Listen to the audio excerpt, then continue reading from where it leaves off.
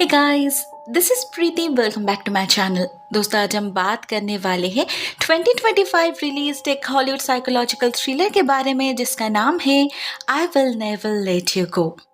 इस कहानी की शुरुआत होती है एक beautiful middle aged woman Emily को दिखाते हुए जो एक आर्ट गैलरी में मैनेजर का काम करती थी। प्रोफेशनली काफी सक्सेसफुल थी वो, काफी हाई पेइंग जॉब था उसका। साथ में इस जॉब के जरिए वो अपने फोटोग्राफी के पैशन को भी कहीं ना कहीं चेरिश कर पाती थी। But at the same time उसका पर्सनल लाइफ कुछ ठीक नहीं चल रहा था। उसका हस्बैंड टॉम बिल्कुल भी अटेंशन नहीं देता था उसे। लेकिन ऐसा नहीं था कि वो प्यार नहीं करता था एमिली से। इट्स जस्ट उसे अभी अपने लिए वक्त चाहिए था। वो अपने करियर पर फोकस करना चाहता था और किसी चीज पर नहीं। एक्चुअली ये दोनों कॉलेज स्वीट हार्ट्स थे। ग्रेजुएशन के तुरंत बाद ही उन लोगों ने शादी कर ली थी और कुछ ही दिनों के अंदर पेरेंट्स भी बन गए।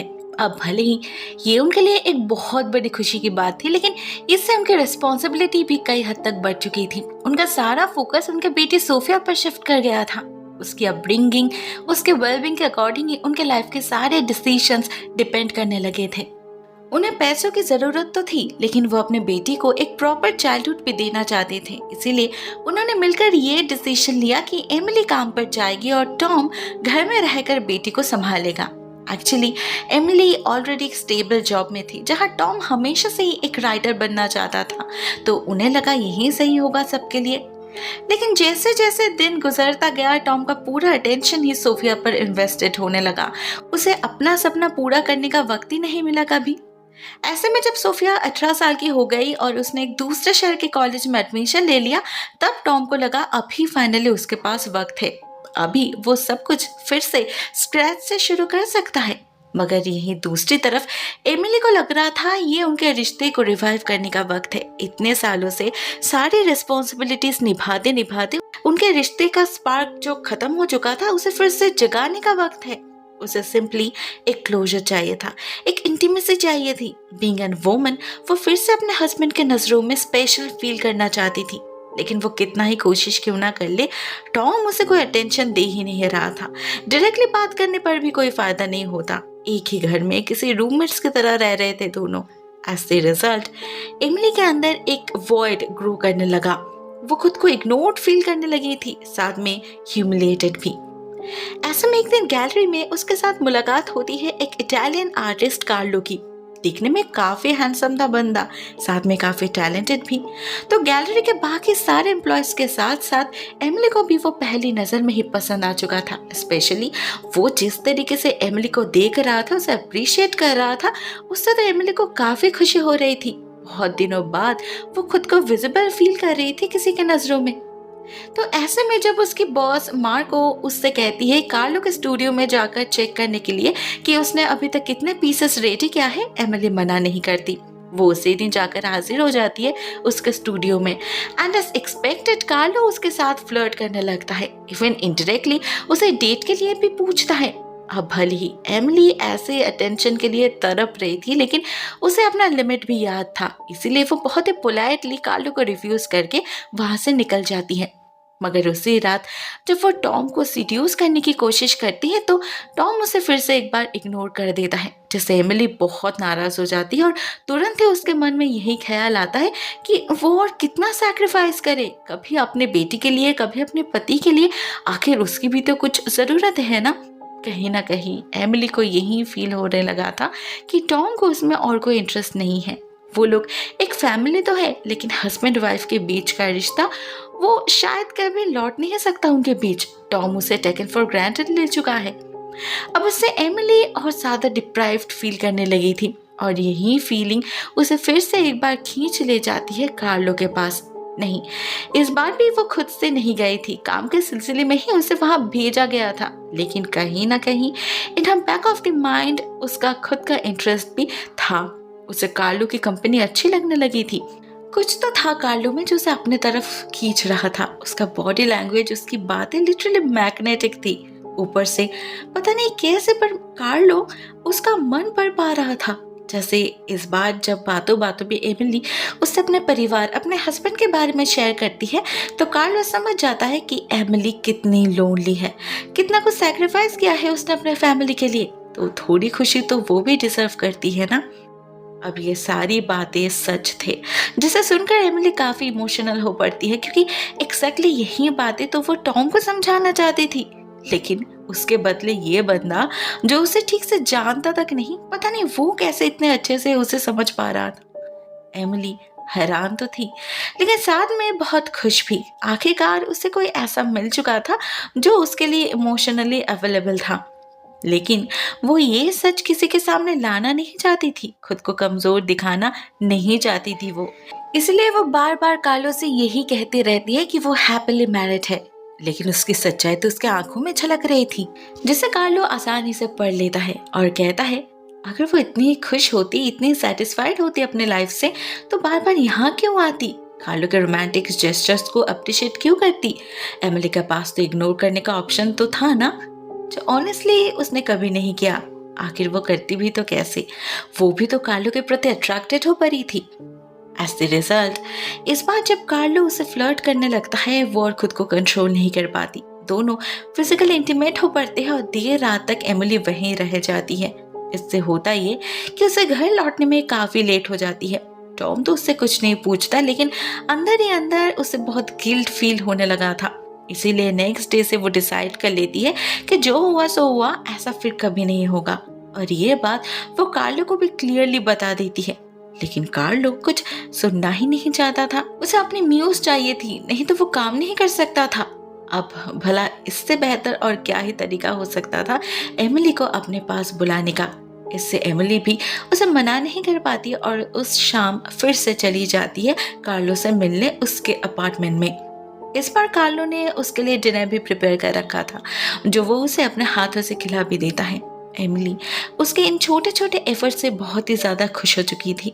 उसे अपने पुराने दिन याद आ रहे थे, जब अपने रिश्ते के शुरुआत में टॉम भी उसे ऐसे ही पैम्पर किया करता था। कार्लो ने एग्जैक्टली उसके दुखते नस को ही पिंच किया था, तो इससे वही होता है जो होना था। वो फिर से एक बार कार्लो से इंटीमेट हो पड़ती है, मगर इस बार न जाने क्यों उसे कोई रिग्रेट नहीं होता, ना ही गिल्ट फील होता है। मे बी वो खुद को मना चुकी थी इसलिए। और कार्लो ने तो प्रॉमिस भी किया था कि ये एक नो स्ट्रिंग अटैच्ड रिलेशनशिप है, कोई इमोशनल इन्वॉल्वमेंट नहीं होगा, तो इतना तो वो खुद के लिए कर ही सकती है। एमिली शायद खुद को यही समझा रही थी, लेकिन उसी दिन कुछ ऐसा होता है जिससे उसे पहला झटका लगता है। कार्लो खुद उस दिन गैलरी में आया था और वो एमिली को बुलाकर ये कहता है कि उसके मेजर सारे पीसेस तो कंप्लीट हो चुके हैं, बस उसका पोर्ट्रेट बाकी है। अब ये सुनकर तो एमिली को लिटरली झटका लगता है, क्योंकि वो समझ नहीं पाती कार्लो कौन से पोर्ट्रेट की बात कर रहा है। उसने तो कभी कोई सिटिंग नहीं दी। जवाब में कार्लो उससे कहता है कल रात जब वो उसके अपार्टमेंट में सो रही थी, तब उसने एक फोटो क्लिक करी थी एमिली की, उसके मना करने के बावजूद, जबकि उसे पता था ऐसा करना वर्क एथिक्स के खिलाफ है और इससे एमिली की नौकरी भी जा सकती है। और उसकी फैमिली, वो लोग क्या सोचेंगे उसके बारे में? वो थोड़ी ना कोई मॉडल है। नेचुरली एमिली इससे काफी नाराज हो जाती है और तुरंत ही उसके फोन से वो फोटो डिलीट भी कर देती है। साथ में अच्छी खासी बातें भी सुना देती है कार्लो को। मगर कार्लो को तो जैसे कोई फर्क ही नहीं पड़ा। वो तो उल्टा एमिली से ये कहने लगता है कि उसकी फैमिली को तो उसकी कोई परवाह ही नहीं है, उसके हस्बैंड को तो उसकी कोई परवाह ही नहीं है, तो वो क्यों है उनके साथ? एमिली को तो उसके साथ भाग जाना चाहिए। अब एमिली जानती थी कार्लो सीरियस नहीं है, ये बस एक फिजिकल अटैचमेंट है जिसके लिए वो पागल हो रहा है। 2 दिन बाद उसका शो खत्म हो जाएगा, उसके बाद वो इटली वापस चला जाएगा, भुला देगा सब कुछ। लेकिन एमिली, क्या वो उसे भुला पाएगी, बाहर आ पाएगी इस एडिक्शन से? चाहकर भी तो कार्लो को अवॉइड नहीं कर पा रही है वो। अपने ऊपर कोई कंट्रोल ही नहीं है उसका। एट द सेम टाइम बहुत ही डेस्परेट एंड हेल्पलेस फील कर रही थी वो। मगर साथ ही साथ उसे ये भी पता था कि वो बार बार ये गलती नहीं कर सकती, उसे इस ट्रैप से बाहर आना ही होगा। वो ऐसे और कब तक टॉम को धोखा देती रहेगी? वो डिसाइड कर लेती है कि इसके बाद से वो कार्लो से सिर्फ प्रोफेशनल कांटेक्ट मेंटेन करेगी और कुछ नहीं। इनफैक्ट वो तो कार्लो का कॉल भी रिसीव करना बंद कर देती है।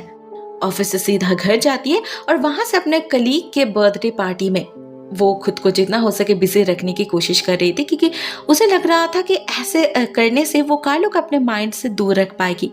लेकिन उसे पता नहीं था कार्लो भी उसी पार्टी में इनवाइटेड था, तो वहां जाकर भी एमिली उसे दूर भाग नहीं पाती, फिर से एक बार उसके साथ बिजी हो जाती है।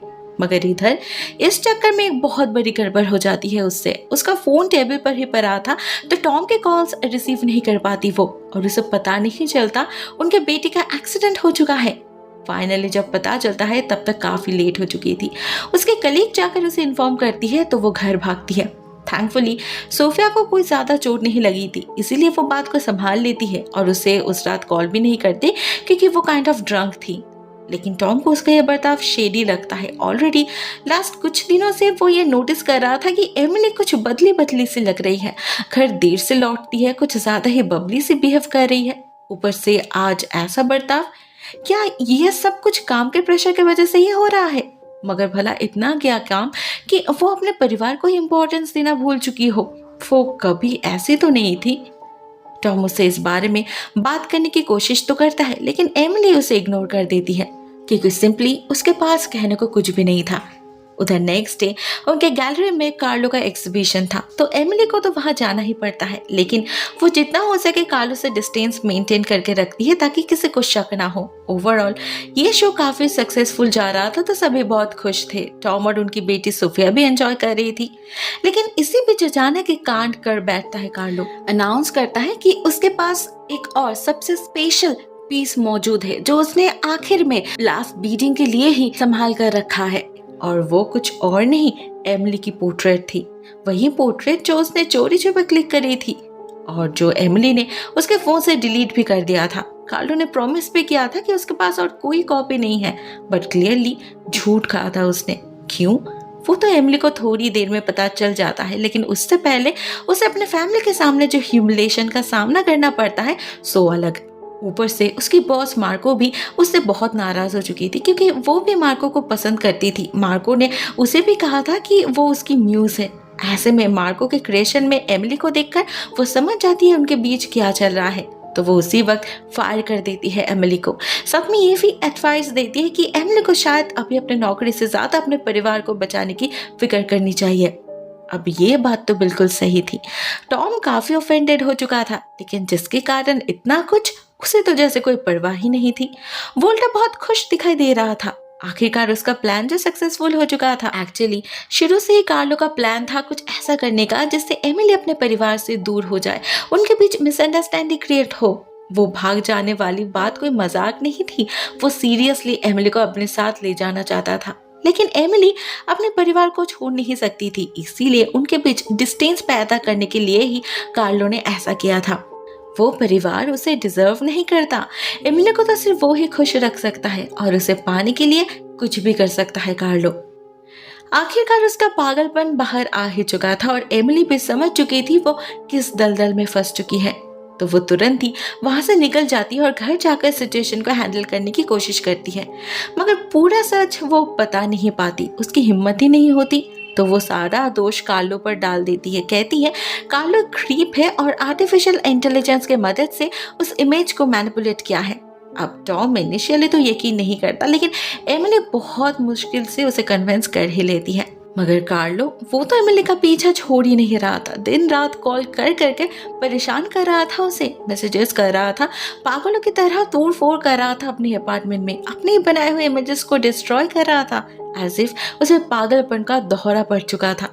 उधर एमिली ने अपने एक फ्रेंड जो कि एक डिवोर्स लॉयर है उससे कहा था कार्लो के बारे में पता करने के लिए, और उससे जो पता चलता है उससे तो लिटरली झटका लगता है एमिली को। उसे पता चलता है कार्लो के अगेंस्ट उसके एक्स गर्लफ्रेंड ने केस किया था असॉल्ट का। इवन उसके अगेंस्ट तो अभी भी रिस्ट्रेनिंग ऑर्डर भी जारी है। कार्लो बहुत ही वायलेंट हो सकता है और उसमें साइकोपैथेटिक टेंडेंसीज भी है। एमिली की दोस्त उसे क्लियरली वार्न करती है कि ऐसे इंसान से जितनी जल्दी वो कट ऑफ कर सकती है उतना ही अच्छा है, नहीं तो पता नहीं वो कब क्या कर बैठेगा। अब ये तो एमिली को भी पता था, लेकिन वो करे भी तो क्या करे। कार्लो तो हर कदम पे पीछा कर रहा था उसका, बिल्कुल किसी साइको स्टॉकर की तरह। इवन एक दिन वो एमिली के घर तक भी जा पहुंचता है और फिर से उससे कहता है उसके साथ भाग जाने के लिए। उसके मुताबिक एमिली उसे धोखा दे रही थी, बस अपनी जरूरतें पूरा करने के लिए ही उसका इस्तेमाल कर रही थी। अब जब उसका मन भर चुका है तो वो उससे पीछा छुड़ाना चाहती है। अवई नहीं, ऐसा कार्लो होने नहीं दे सकता था। उसका मेंटल पीस बिगाड़ के वो एमिली को पीसफुली जीने नहीं दे सकता था। पागलों की तरह जिद करने लगा था कार्लो। इवन जब एमिली उसके मुंह पर दरवाजा बंद कर देती है तब भी बाहर खड़े चिल्लाता रहता है, वो दरवाजे को पीटने लगता है। अपनी इज्जत की तो कोई परवाह ही नहीं थी उसे। फाइनली जाते जाते एमिली के गाड़ी पर स्क्रैच भी कर जाता है, वो वार्निंग के तौर पर कि वो ठीक ऐसे ही उसके लाइफ को भी बर्बाद कर सकता है। अब इस हादसे से एमिली सच में काफी डर चुकी थी। फाइनली उसे एहसास हो चुका था कि उससे एक्चुअली कितनी बड़ी गलती हो चुकी है। ये पागल नो स्ट्रिंग अटैच्ड का मतलब ही नहीं समझता। अपनी जॉब तो वो खो ही चुकी थी, लेकिन अभी और अपने परिवार को खोना नहीं चाहती थी वो। इसीलिए वो उसी दिन टॉम से बात करती है और डिसाइड करती है कि वो लोग ये घर बेचकर बार्कले शिफ्ट कर जाएंगे अपनी बेटी के पास। फॉर्चुनेटली उन्हें एक बहुत अच्छा ऑफर भी मिल जाता है बहुत जल्द। कोई उनके घर को कैश में खरीदना चाहता था, at a time full payment करके। तो एमिली की ब्रोकर एक मीटिंग भी फिक्स करती है उस बायर के साथ, लेकिन उनके आने पर एमिली को पता चलता है ये तो कार्लो है। डील के बहाने असल में वो तो टॉम से मिलने आया है।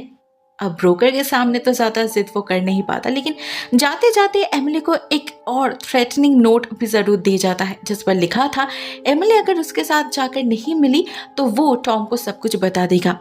एमिली को एक्जैक्टली इसी का डर था। ये रिस्क वो नहीं ले सकती थी, इसीलिए वो उसी शाम कार्लो के अपार्टमेंट में चली जाती है, उसे समझाने, उसे एहसास दिलाने कि एमिली के लिए उसका परिवार कितना इम्पोर्टेंट है। लेकिन कार्लो कुछ सुनने के मूड में ही नहीं था। वो तो उल्टा एमिली से फिर से फिजिकल होने की कोशिश करता है, फोर्सफुली किस करने लगता है उसे। सिचुएशन ऐसी हो जाती है कि उससे बचने के लिए मजबूरन एमिली को उस पर पेपर स्प्रे यूज करना पड़ता है। वो समझ चुकी थी वो और इस शहर में नहीं रह सकती, उसे यहाँ से भागना होगा as soon as possible। तो एमिली वही करती है। अगले 1 महीने के अंदर ही जैसे तैसे इस घर को बेचकर बार्कले शिफ्ट कर जाती है। वहाँ कुछ हफ्ते तक सब कुछ ठीक रहता है। टॉम और उसका रिश्ता भी बेहतर होने लगा था। एमिली के साथ साथ फाइनली टॉम को भी अपने प्रायोरिटीज रियलाइज हो चुका था। उसे एहसास हो चुका था कि वो इतने दिनों से कितना सेल्फिश बिहेव कर रहा था और इसका नतीजा क्या हो सकता है। एट लास्ट ठीक होने लगा था सब कुछ, लेकिन किस कीमत पे? क्या कुछ ज्यादा ही देर नहीं हो चुकी थी? एमिली को इस बात की भनक तो तब लगती है जब एक दिन अचानक ही वो अपने घर के बाहर एक गाड़ी को देखती है जिसके अंदर बैठे कोई उन्हें ही स्टॉक कर रहा था। अब ये कोई और नहीं, शायद कार्लो ही था। एमिली क्लियरली तो देख नहीं पाई थी, लेकिन उसका मन कह रहा था ये वही है। कार्लो ने फिर से एक बार उसे ढूंढ लिया है। इसका सबूत भी उसे अगले ही दिन मिल जाता है जब वो खुद अपने आंखों से उसे देखती है उनके डॉग को चुराते हुए। पहले तो वो टॉम से कुछ बता नहीं पाती, लेकिन पुलिस के आने पर चुप भी नहीं रह पाती एमिली। आफ्टरऑल उसे कार्लो पर कोई भरोसा नहीं था, वो पागल कुछ भी कर सकता है। तो ऐसे में एमिली को उसका नाम लेना ही पड़ता है। साथ में वो सारे हादसे डिस्क्राइब भी करना पड़ता है जो वो पिछले कुछ हफ्तों से कर रहा था। उसे स्टॉक करना, कॉल्स करके परेशान करना, गाड़ी में स्क्रैच करना और उसके अपार्टमेंट जो उसने एमिली पर रेप अटेम्प्ट किया था वो भी। एमिली सब कुछ बता देती है सिवाय उनके अफेयर के। अब इससे पुलिस को तो एक सॉलिड एमओ मिल चुका था, लेकिन साथ में टॉम के दिल में फिर से एक बार शक भी पैदा हो चुका था। वो समझ नहीं पा रहा था आखिर ये बंदा एमिली के लिए इतना पागल क्यों है। एमिली के मुताबिक अगर वो लोग सिर्फ प्रोफेशनली कनेक्टेड है तो वो इतना डेस्परेट क्यों होगा? क्या ये मामला सच में एक तरफा है? और अगर है तो एमिली इतने दिनों से चुप क्यों रही? उस पर इतना कुछ होता रहा, वो इतने हरास्ट होती रही, तो उसने कभी कुछ बताया क्यों नहीं टॉम को? बहुत सारे सवाल चल रहे थे टॉम के दिमाग में। एंड फाइनली उसके इंसिस्ट करने पर एमिली को उसे पूरी सच्चाई बतानी ही पड़ती है। एंड एज द रिजल्ट वही होता है जो होना था। टॉम एमिली को माफ नहीं करता, वो उससे डिवोर्स मांगता है। इनफैक्ट उसी दिन वो उसे कहीं और शिफ्ट करने के लिए कह देता है और सोफिया को भी घर बुलाने की बात करता है ताकि उसे सब कुछ बता सके। लेकिन एमिली ऐसा नहीं चाहती थी, वो अपने बेटे को खुद ही सब कुछ बताना चाहती थी। इसीलिए वो उसे कॉल करती है ये बोलने के लिए कि वो उससे मिलने उसके कॉलेज जा रही है तो वो वहीं रहे। लेकिन सोफिया कॉल रिसीव नहीं करती भी तो कैसे? सोफिया तो तब कार्लो के साथ बिजी थी ना, जो उसे अपने बर्कले वाले स्टूडियो में एज एन इंटर्न ज्वाइन करने का ऑफर दे रहा था और अपनी मीठी मीठी बातों से उसका भरोसा जीतकर उसे अपने साथ लेकर निकल भी पड़ा था कहीं। उधर शाम तक कैंपस में इंतजार करने के बाद भी जब एमिली को अपने बेटी से कोई रिस्पॉन्स नहीं मिलता और उसका कॉल भी नहीं लग रहा था, तब वो उसकी फोन का लोकेशन ट्रैक करती है जो सरप्राइजिंगली उनका घर दिखा रहा था। एमिली जब यही सोच रही थी कि ऐसा क्या हुआ कि सोफिया अचानक घर चली गई, तब अचानक ही उसे एक मैसेज मिलता है जिससे उसका सारा डाउट क्लियर हो जाता है। ये मैसेज कार्लो का था। उसने सोफिया के साथ एक सेल्फी भेजा था, साथ में ये भी लिखा था कि अगर तुम अभी इसी वक्त घर नहीं लौटे तो फिर कभी अपने परिवार से मिल नहीं पाओगे। एमिली समझ जाती है सोफिया उस पागल के कब्जे में है, तो वो देर नहीं करती, उसी वक्त घर वापस जाने लगती है। वो पुलिस को भी इन्फॉर्म नहीं करती क्योंकि उसे कोई रिस्क नहीं लेना था। वो अपने बेटी की जान दांव पर नहीं लगा सकती थी। कार्लो बदला लेने के लिए किसी को भी हार्म कर सकता है, किसी भी हद तक जा सकता है। फाइनली जब कुछ देर बाद वो घर जा पहुंचती है तब बाहर से ही छुपकर देखती है कि कार्लो ने सोफिया के साथ साथ टॉम को भी बंदी बना लिया है। दोनों हाथ मुंह बंधे हुए बहुत ही हेल्पलेसली पड़े हुए हैं, लेकिन कार्लो कहीं दिखाई नहीं दे रहा था। वो तो असल में उनके बेडरूम में था, एमिली का सामान पैक करते हुए। वो उसे अपने साथ लेकर जो जाने वाला था। एमिली इसी मौके का फायदा उठाकर टॉम और सोफिया का मुंह तो खोल देती है, लेकिन उनके हाथ को खोलने के लिए उसे किसी कटर की जरूरत थी, जिसे ढूंढने के चक्कर में उसे लेट हो जाती है और कार्लो वहां आ जाता है। टॉम और सोफिया के मुंह से टेप हट चुका है देखकर उसे शक तो होता है, लेकिन ठीक तभी एमिली टॉम के मोबाइल पे कॉल करती है, जिससे कार्लो को लगता है वो कहीं और है, घर में नहीं। तो वो टॉम को फोर्स करने लगता है उसे कॉल करके घर बुलाने के लिए। सोफिया पर गन पॉइंट करके उसे धमकाता है। उधर एमिली तब तक पुलिस को कॉल कर चुकी थी। वो लोग बस आने ही वाले थे, बस कुछ ही समय की देर थी। लेकिन उससे पहले ही कार्लो टॉम को इतने बुरी तरीके से पीटने लगता है कि एमिली को सामने आना ही पड़ता है उसे रोकने के लिए। कार्लो को शांत करने के लिए वो उसके साथ भाग जाने के लिए भी राजी हो जाती है, लेकिन कार्लो भी काफी चालाक था। उसे पता था जब तक उसकी फैमिली जिंदा है एमिली कभी पूरी तरीके से उसकी नहीं हो सकती, इसीलिए वहां से निकलने से पहले वो उनका चैप्टर यहीं खत्म करना चाहता था। एमिली भी उसे रोक नहीं पा रही थी। थैंकफुली इसी बीच टॉम खुद को आजाद कर चुका था, तो वो भी अपनी गन निकालकर उनके पीछे आ जाता है और गन पॉइंट पे एमिली को छोड़ने के लिए कहता है। लेकिन वो इस सबसे यूज्ड टू नहीं था, जिससे टेंशन में उसका हाथ कांप रहा था। उसे डर था कि कहीं गोली कार्लो की जगह एमिली को न लग जाए, जिसके चलते अल्टीमेटली वो और शूट नहीं कर पाता। आखिर वो एक बहुत ही नॉर्मल इंसान था, कार्लो की तरह कोई साइको थोड़ी ना था, तो ऐसे नर्व ब्रेकिंग सिचुएशन में नर्वस तो होगा ही ना वो। लेकिन कार्लो उसके ठीक इसी वीकनेस का फायदा उठाता है और एक झटके में उसके हाथ से बंदूक फेंक देता है। उसे जमीन पर पटक के उसके छाती पर पैर रख के उसके मुंह के अंदर घुसा देता है अपनी बंदूक। अभी बस ट्रिगर दबाने की देर थी, एक ही गोली में सब कुछ खत्म कर सकता था वो, लेकिन वो मौका उसे नहीं मिलता। ठीक इसी पॉइंट पे एमिली उसे शूट कर देती है, जिससे वहीं पर कार्लो की मौत हो जाती है। कुछ देर बाद पुलिस आती है तो बाकी सब कुछ वही संभाल लेते हैं एंड थैंकफुली कार्लो के घर से उन्हें उनका डॉग भी मिल चुका था। पूरा परिवार फिर से एक बार साथ था एंड होपफुली उन्हें ना फिल्म भी मिल चुका था बाकी जिंदगी एक साथ बिताने के लिए। Happy ending. दोस्तों ये कहानी यहीं पर एंड हो जाती है। अगर आपको ये कहानी पसंद आई है और आप इस फिल्म को देखना चाहते हो तो लिंक मैं पिन कमेंट में डाल दूंगी, आप वहीं से चेक कर लेना। वैसे मैंने इससे पहले भी ऐसे सिमिलर कंसेप्ट के और भी मूवीज एक्सप्लेन किया है जो आपको इस वक्त स्क्रीन पर दिख रहा होगा, चाहो तो ये भी चेक कर सकते हो। आज के लिए बस इतना ही दोस्तों। Thank you so much for watching this video. बहुत जल्द मिलते हैं किसी और नए वीडियो के साथ, तब तक के लिए टेक केयर, टाटा।